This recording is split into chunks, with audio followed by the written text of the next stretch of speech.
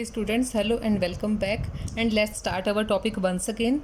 And we have completed our question number 9a of accounting equations. And now let's solve the question number 9b. And let's see what is the question. Prepare accounting equation from the following and also prepare a balance sheet. अब इस question में हमें balance sheet भी prepare करनी है. तो चलिए देखते हैं. Raghu started business with cash rupees 1,50,000 से वो क्या कर रहा है, बिजनेस स्टार्ट करता है. Boat goods for cash 80,000 and on credit 40,000. वो क्या है, गुड्स परचेज करता है कैश में भी और क्रेडिट में भी. Goods costing rupees 75,000 sold at a profit of 1/3%. Half of the payment received in cash. इतने प्रॉफिट पे उसने यानी कि 1/3 प्रॉफिट, 75 का 1/3 कितना हो जाएगा, 25, 1 लाख का टोटल हो गया. तो कितना, हाफ अमाउंट जो है वो कैश में रिसीव हो गई है, 50,000 कैश में रिसीव हो जाएगा. Goods costing rupees 10,000 sold for 12,000 on credit. अब वो गुड्स जो 10,000 की उनकी कॉस्ट थी उन्हें हमने 12,000 में सेल कर दिया, यानी कि 2,000 का प्रॉफिट है यहाँ पे और क्रेडिट में सेल किया है. तो वो क्या बन गया, हमारा डेबिटर बन जाएगा 12,000 से. Paid for rent 2,000 and salary 4,000. Salary की और रेंट की पेमेंट की है, कैश माइनस हो जाएगा, दूसरी साइड कैपिटल कम हो जाएगी. Goods costing 20,000 sold for 18,500 for cash. अब यहाँ पे तो हमें लॉस हो गया भाई इस ट्रांजेक्शन में. गुड्स की कॉस्ट हमारी 20,000 थी लेकिन हमने कैश में उसको सेल किया है 18,500 में. तो जो बाकी का बैलेंस होगा 1,500 रुपीज़ वो हमारा लॉस हो जाएगा जो कैपिटल में से डिडक्ट होगा. तो चलिए क्वेश्चन स्टार्ट करते हैं.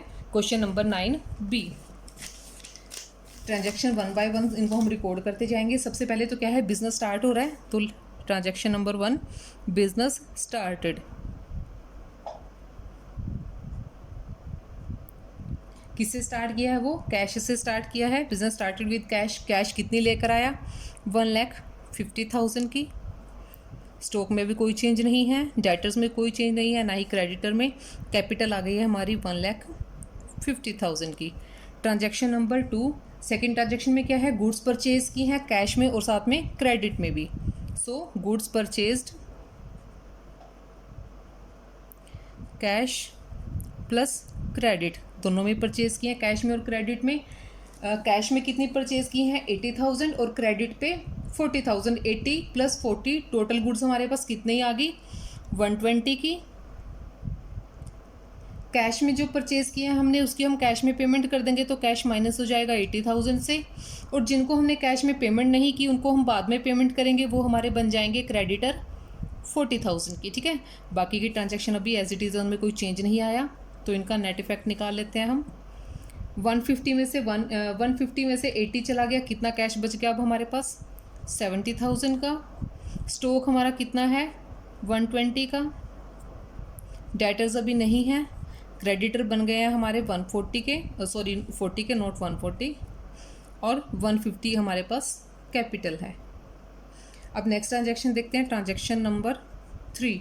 थर्ड ट्रांजैक्शन में क्या कहा है इसमें, goods costing 75,000 sold at the profit of 33, 1/3%, यानी कि 1/3 हो जाएगा टोटल अमाउंट का. तो 75,000 की हमने गुड्स सोल्ड की है. गुड्स सोल्ड, टोटल गुड्स कितनी है, वो 75,000 का स्टॉक है जो माइनस हो रहा है हमारा. तो स्टॉक हमारा माइनस हो गया 75,000 का. ठीक है, 75,000 में क्या है, इसको हमने 1/3 प्रॉफिट पे सेल किया है. तो कितना आ जाएगा, 25% आ जाए, उसका 25,000 आ जाएगा. वो हमारे प्रॉफिट हुआ है जो हमारी कैपिटल में ऐड हो जाएगा. अब 25,000 का प्रॉफिट 75 की गुड्स में ऐड होकर टोटल बन गया 1 लाख. और 1 लाख में से इन्होंने कहा कि जो हाफ अमाउंट है वो हमने कैश में रिसीव कर लिया, यानी कि 50,000 हमने कैश में रिसीव कर लिया. और जो 50,000 है वो हमें बाद में पेमेंट करेंगे, वो हमारे क्या बन गए हैं, डेटर बन गए हैं. तो 50,000 से हमारे डेटर इंक्रीज हो गए हैं. ठीक है, तो इसका नेट इफेक्ट निकाल लेते हैं. पूरी ट्रांजैक्शन का क्या रहेगा, 70,000 में 50,000 हमारा कैश ऐड हो गया, कितना बन गया, 120 का. प्लस में 120 में से 75 हमारे गुड्स हैं जो सेल हो गई हैं. और कितना भी स्टॉक बच गया हमारे पास, 45,000 का स्टॉक बचा है. 50,000 के हमारे डेटर्स बन गए हैं, 40,000 के हमारे क्रेडिटर्स हैं. और गुडविल हमारी इंक्रीज़ हो गई है 150 से 150 में 25,000 ऐड हो गया तो कितना बन गया, 1,75,000 हो गया. ठीक है, अब ट्रांजैक्शन नंबर 4.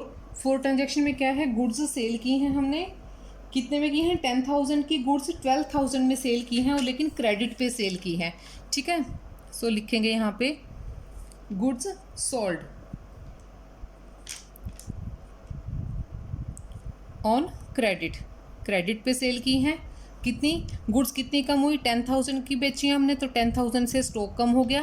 क्रेडिट पे सेल की हैं 12,000 में सेल की हैं, वो हमें क्या है बाद में पेमेंट करेंगे, तो 12,000 से हमारे डेबिटर इंक्रीज़ हो गए हैं। और जो 2,000 का सेल की वजह से हमें प्रॉफिट हुआ है वो हमारी कैपिटल को इंक्रीज़ कर देगा सेम अमाउंट से 2,000 से।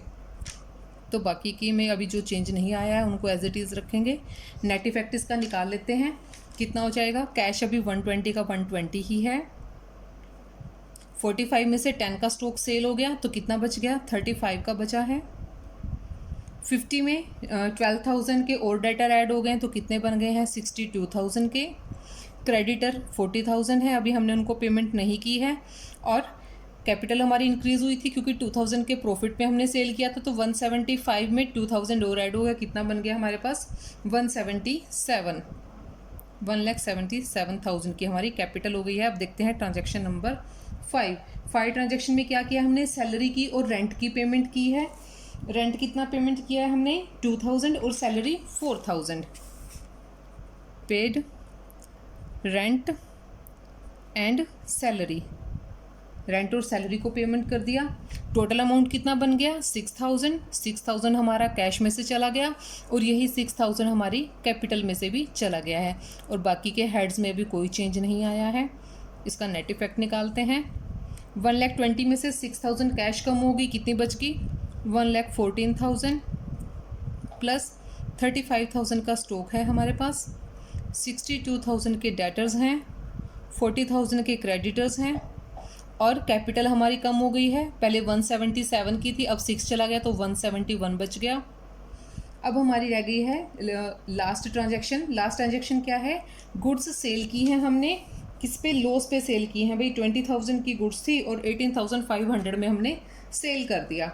सो ट्रांजैक्शन नंबर 6, गुड्स सोल्ड। कितने की गुड्स कम हुई हैं? 20,000 की, तो स्टॉक में से 20,000 माइनस कर देंगे और उसमें से कैश हमें कितना रिसीव हुआ है? 18,500 का स्टॉक रिसीव हुआ है और ये क्या है? 1,500 लॉस पे सेल किया है। तो जैसे प्रॉफिट कैपिटल को बढ़ाता है ऐसे ही लॉस कैपिटल को कम कर देगा, तो 1,500 हम कैपिटल में से माइनस कर देंगे। डेटर्स और क्रेडिटर्स सेम है, इनमें कोई चेंज नहीं आया। तो अब हमारी आ जाएगी फाइनल इक्वेशन। फाइनल इक्वेशन में देखिए 1,14,000 में 18,500 ऐड हो गए तो कैश कितना बन गया? 1,32,500 और स्टॉक कितना रह गया? 35 में से 20 का सेल हो गया, 15 का बचा है। 62,000 के डेटर एज इट इज़ हैं, क्रेडिटर 40,000 के हैं हमारे पास और कैपिटल कितनी है? 1,71,000 में से 1,500 माइनस करेंगे तो 1,69,500। तो ये हमारी फाइनल अकाउंटिंग इक्वेशन आ गई है। इस क्वेश्चन में हमें बनानी है बैलेंस शीट। तो बैलेंस शीट का क्या करेंगे हम? असेट और लायबिलिटी साइड में एक साइड जो हमें असेट्स दे रखी हैं उनको पुट करेंगे और जो लायबिलिटी साइड के आइटम हमें दे रखे हैं क्रेडिटर्स और कैपिटल हम उनको पुट कर देंगे वहाँ पे। तो चलिए पहले आपको परफॉर्मा दिखा देते हैं हम कैपिटल का। हमने यह बैलेंस शीट का परफॉर्मा कैसे बनेगा। बैलेंस शीट, ठीक है। बैलेंस शीट की दो साइड होंगी। जो राइट हैंड साइड होती है हमारी वो है असेट्स के लिए और ये कॉलम अमाउंट का, जिस जिस असेट की जो जो वैल्यू है उसको यहाँ रिकॉर्ड करेंगे। और ये है लायबिलिटी और capital side, liability plus capital और ये उसकी अमाउंट। तो पहले हम लायबिलिटी साइड और कैपिटल साइड को ही लिख लेते हैं। उसमें सिर्फ दो ही आइटम हैं, लायबिलिटीज़ की और कैपिटल की। लायबिलिटी क्या है हमारे पास? क्रेडिटर है। क्रेडिटर्स कितने के हैं यहाँ पे? 40,000 के। 40,000 के क्रेडिटर्स को नोट कर लेते हैं। और कैपिटल कितनी थी हमारे यहाँ पे? 1,69,500। 1,69,500 कैपिटल। ये हमारी लायबिलिटी साइड कंप्लीट हो गई। अब हम असेट साइड बना लेते हैं इसकी। असेट साइड में क्या क्या है हमारे पास? कैश, स्टॉक और डेबिटर्स, तीनों के लिए हेड बना लेंगे यहाँ पे। कैश, स्टॉक और डेबिटर्स। कैश लास्ट में कितना बचा था हमारे पास? 1,32,500, 1,32,500। स्टॉक कितने का है? 15,000। और डेटर्स कितने हैं? 62,000 के। बैलेंस शीट की दोनों साइड हमेशा इक्वल होती हैं और बैलेंस शीट का बैलेंस कितना है इसमें? 2,09,500, 2,09,500, 2,09,500। तो ये था हमारा क्वेश्चन नंबर 9। अब देखते हैं क्वेश्चन नंबर 10। क्वेश्चन नंबर 10 में देखिए क्या इन्फॉर्मेशन है। If the capital of a business is 1,20,000 and outside liabilities are 20,000। ये कैपिटल दी हुई है, ये आउटसाइड लाइबिलिटीज दी हैं, तो असेट्स क्या होंगी? देखिए असेट्स ये क्या है, अकाउंटिंग इक्वेशन यहाँ से हमें पता चलेगा। असेट्स किसके बराबर होते हैं? कैपिटल प्लस लाइबिलिटीज़ की। अकाउंटिंग इक्वेशन का फॉर्मूला लिखेंगे और उसको सॉल्व कर देंगे। क्वेश्चन नंबर 10, फॉर्मूला क्या है अकाउंटिंग इक्वेशन के लिए? Assets is equal to capital plus liabilities. Capital हमें कितनी दे रखी है इसमें? 1,20,000 क्वेश्चन में दी हुई है और 20,000 की आउटसाइड लाइबिलिटीज़ दे रखी हैं। तो असेट्स कितना बन जाएगा इन दोनों का टोटल? 1,40,000 हमारी असेट्स आ गई है। क्वेश्चन नंबर 11 देखिए।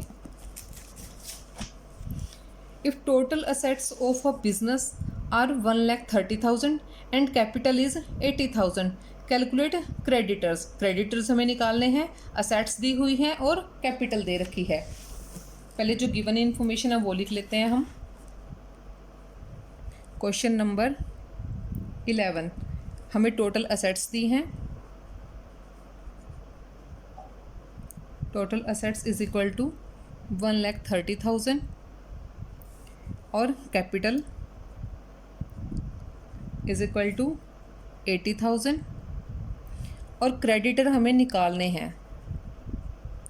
क्रेडिटर अभी हमें फाइंड आउट करना है।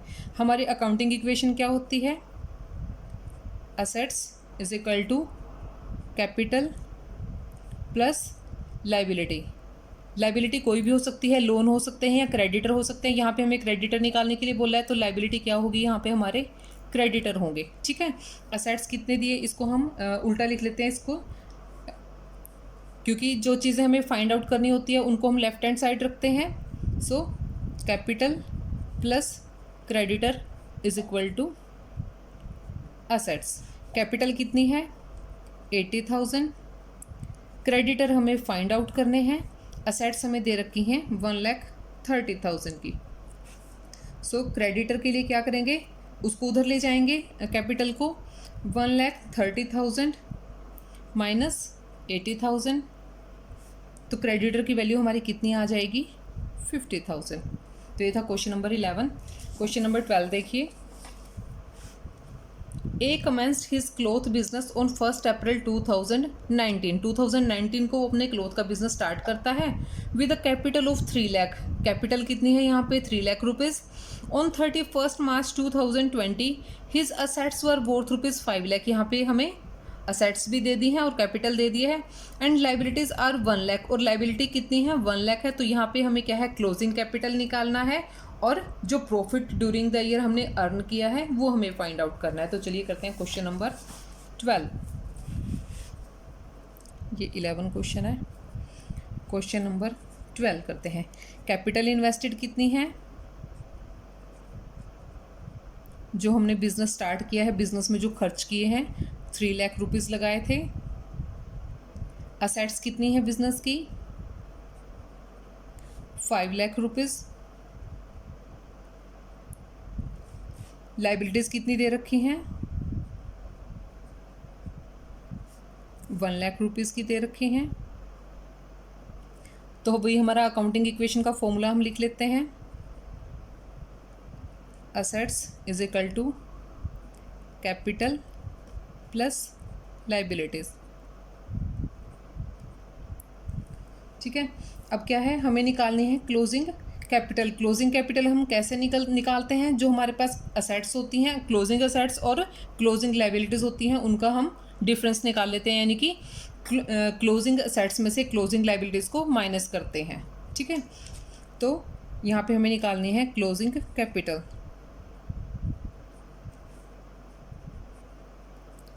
Closing capital is equal to closing assets minus closing liability. Closing assets कितनी है हमें दे रखी है क्वेश्चन में? 5 लाख रुपीज़। लायबिलिटीज़ कितनी दे रखी हैं? 1 लाख रुपीज़। तो क्लोजिंग कैपिटल कितनी आ गई हमारी? 4 लाख रुपीज़ आ गई है। ठीक है, अब हमें क्लोजिंग कैपिटल पता है और ओपनिंग कैपिटल पता है। ठीक है, अब ओपनिंग कैपिटल और देखिए, जब हमने बिजनेस स्टार्ट किया था तो हमारी कैपिटल थी ₹3 लाख, और पूरे साल की एक्टिविटीज़ करने के बाद हमने अपनी कैपिटल को बढ़ा लिया है। अब कैपिटल बढ़ती है, हमने पीछे अकाउंटिंग इक्वेशन की है कि जब भी कोई प्रॉफिट होता है तो वो कहाँ ऐड होता है? कैपिटल में ऐड होता है। ठीक है, तो लास्ट में जो कैपिटल बचती है वो क्या होती है? बहुत सारे प्रॉफिट ऐड होने के बाद या लॉसेस को माइनस होने के बाद। तो यहाँ पे ओपनिंग और क्लोजिंग कैपिटल के बीच का जो गैप होता है वो क्या होता है? हमारा प्रॉफिट। तो यहाँ पे हमारे पास दोनों चीज़ें हैं, तो हम क्या कर सकते हैं? यहाँ पे प्रॉफिट निकाल सकते हैं। तो प्रॉफिट के लिए क्या करना है हमें? Closing capital minus opening capital. Profit is equal to closing capital minus opening capital. यानी कि जब हमने बिजनेस शुरू किया था वो हमारी ओपनिंग कैपिटल थी। पूरे साल में हमने जो प्रॉफिट्स कमाए, अपनी कैपिटल को इंक्रीज़ किया, इट मीन्स वो हमने प्रॉफिट कमाया। तो क्लोजिंग कैपिटल है यहाँ पे हमारी कितनी? 4 लाख रुपीज़, जो लास्ट में हमारी निकली है। स्टार्टिंग में हमने लगाई थी ₹3 लाख, तो 1 लाख रुपीज़ का हमें क्या है यहाँ पे? प्रॉफिट हो गया है। ठीक है, तो ये था क्वेश्चन नंबर 12। अब देखते हैं क्वेश्चन नंबर 13। क्वेश्चन 13 देखिए, योगेश कमेंस्ड बिजनेस ऑन 1 अप्रैल 2017। 2017 को बिजनेस स्टार्ट करता है with a capital of ₹5 lakh and a loan of ₹1 lakh borrowed from A city bank. 5 lakh की वो क्या करता है? कैपिटल लेकर आता है, और 1 लाख का लोन था उसका। ठीक है, ऑन 31 मार्च 2018 हिज असेट्स वर 8 लाख। और ये क्या है उनकी? जब अकाउंट्स क्लोज हो रहे हैं 31 मार्च को, उसकी असेट्स कितनी हैं? 8 लाख, यानी कि क्लोजिंग असेट्स हैं। Calculate his closing capital and profits earn during the year. During the year उसने क्या है? कैपिटल प्रॉफिट कितना कमाया, और लास्ट में कैपिटल कितनी है वो हमें फाइंड आउट करनी है। चलिए क्वेश्चन नंबर 13 करते हैं। क्वेश्चन नंबर 13, जो जो इन्फॉर्मेशन हमें दे रखी है पहले तो हम उन सबको नोट कर लेते हैं। कैपिटल इन्वेस्टेड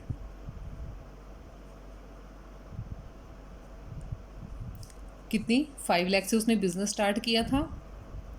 लोन कितना था उसका जो उसने सिटी बैंक से लिया था? 1 लाख रुपीज़ का। और असेट्स कितनी थी उसकी? 8 लाख रुपीज़ की। ठीक है, तो हमारे पास क्या है? असेट्स हैं और लाइबिलिटीज़ हैं, तो क्लोजिंग कैपिटल का हमें पता चल जाएगा।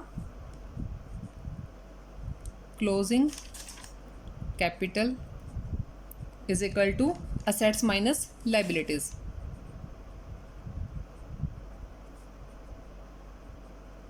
क्योंकि लास्ट में जब हमारे पास टोटल असेट्स हैं, उनमें से जितनी लाइबिलिटीज़ हमें पे करनी है, उनको पे करने के बाद हमारे पास क्या है? हमारी नेट कैपिटल बच जाती है। Assets minus liabilities. असेट्स कितनी है? हमें 8 लाख रुपीज़ की दे रखी हैं। लाइबिलिटीज़ कितनी है यहाँ पे? हमें 1 लाख रुपीज़। तो कैपिटल हमारी कितनी आ गई यहाँ पे? 7 लाख रुपीज़ की हमारी क्लोजिंग कैपिटल है। अब हमें ओपनिंग कैपिटल पता है और क्लोजिंग कैपिटल पता है, तो प्रॉफिट हम निकाल सकते हैं। Profit is equal to closing capital minus opening capital. अगर हमारी ओपनिंग कैपिटल क्लोजिंग कैपिटल से ज़्यादा हो जाए तो उस कंडीशन में हमें लॉस हो जाता है, क्योंकि हमने जब बिज़नेस शुरू किया था हमारे पास ज़्यादा पैसे थे और लास्ट में कम बचे, इट मीन्स हमने लॉस हुआ, उनको हमने वो पैसे हमसे कम हो गए हैं, हमारी कैपिटल डिक्रीज़ हो गई है, तो वो लॉस हो जाता है। लेकिन यहाँ पे तो क्या है? हमारी क्लोजिंग कैपिटल ज़्यादा है। कितनी है? 7 लाख रुपीज़ है। और ओपनिंग जब हमने बिजनेस शुरू किया था तब हमारे पास 5 लाख थे, तो यहाँ पे हमारी कितनी हुई है, इंक्रीज़ हो गई कितने से, 2 लाख रुपीज़ से। तो 2 लाख रुपीज़ क्या है, हमारा प्रॉफिट है। अब इस क्वेश्चन का एक पार्ट और भी दे रखा है, बी पार्ट इसमें दे रखा है साथ में। If in the above case the proprietor had introduced fresh capital of 40,000 and had withdrawn 10,000 for personal purposes, calculate his profit। अगर क्या करता है, ऊपर वाली ही कंडीशन में वो एक तो एक्स्ट्रा कैपिटल इन्वेस्ट कर देता है, यानी कि स्टार्टिंग में 5 लाख तो उसने लगाए ही थे, उसके अलावा उसने क्या किया, 40,000 और भी लगाए, ठीक है। और साथ में क्या किया, 10,000 उसने पर्सनल यूज़ के लिए निकाल लिए थे, यानी कि उसने ड्राइंग कर ली थी। अब ड्राइंग करने से क्या होता है, कैपिटल कम हो जाती है, तो इसमें हमें क्या करना है, कैपिटल, इसको ड्राइंग को दोबारा ऐड कर देंगे और जो एडिशनल कैपिटल लगाई थी उसको हम कर देंगे माइनस, तो वो क्या है, नॉर्मल हो जाएंगी हमारी। तो प्रॉफिट निकालने के लिए क्या करेंगे, यहाँ पे अगर ये कंडीशन है तो प्रॉफिट हमारा दोबारा हमें कैलकुलेट करना पड़ेगा। प्रॉफिट के लिए क्या करेंगे, बाकी सब तो ऐसे रहेगा, क्लोजिंग कैपिटल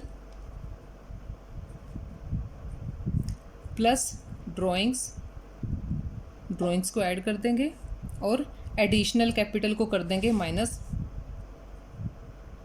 एडिशनल कैपिटल को करेंगे माइनस, और साथ में क्या करेंगे, ओपनिंग कैपिटल को भी माइनस कर देंगे। क्लोजिंग कैपिटल कितनी है हमारे पास, 7 लाख रुपीज़।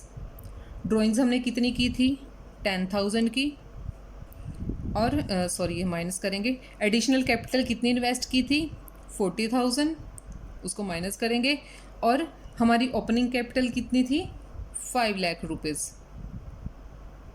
7 में से 5 चला गया, 2 बचे हैं, 2 में से 40 माइनस करेंगे 60, 10 प्लस करेंगे तो 170, कितना बच गया, 1,70,000। इस कंडीशन में हमें कितना प्रॉफिट हुआ है, 1,70,000 का। सो ये था question number 13। Enough for now. आगे के क्वेश्चन थोड़े डिफरेंट है, उसके लिए पहले आपको मैं दूसरा बेस क्लियर करवाऊंगी कि किस अकाउंट को हमने डेबिट कब करना होता है और क्यों करना होता है, अगर किसी को क्रेडिट करते हैं तो क्यों करते हैं, उसके लिए हमें पहले सभी अकाउंट्स की इन्फॉर्मेशन लेनी होगी। So dear students, thanks for watching, keep watching and keep learning. Thank you so much.